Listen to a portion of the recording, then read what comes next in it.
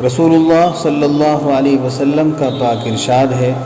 خیرکم من تعلم القرآن وعلمہ،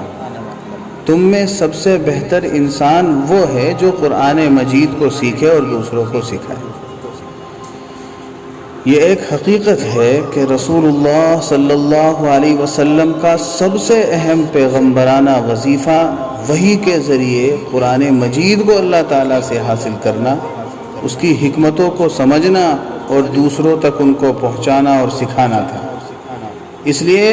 اب قیامت تک جو بھی بندہ قرآن مجید کے سیکھنے سکھانے کو اپنا شغل اور وظیفہ بنائے گا، وہ گویا رسول اللہ صلی اللہ علیہ وسلم کے مخصوص مشن کا علمبردار اور خادم ہوگا، اور اس کو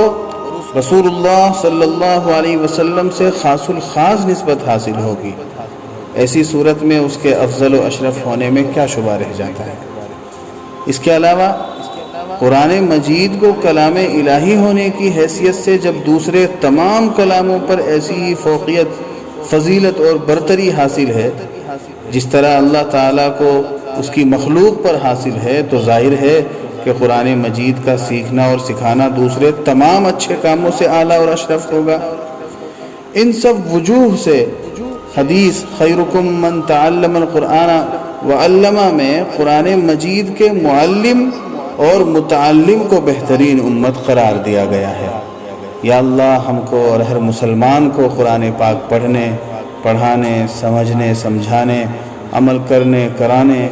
اور تمام عمر قرآن پاک کا محافظ و مبلغ بنے رہنے اور اس کو دنیا کے آخری کناروں تک پہنچانے کی توفیق عطا فرما۔ آمین برحمتک یا ارحم الراحمین، وصلی اللہ تعالی علی النبی الکریم۔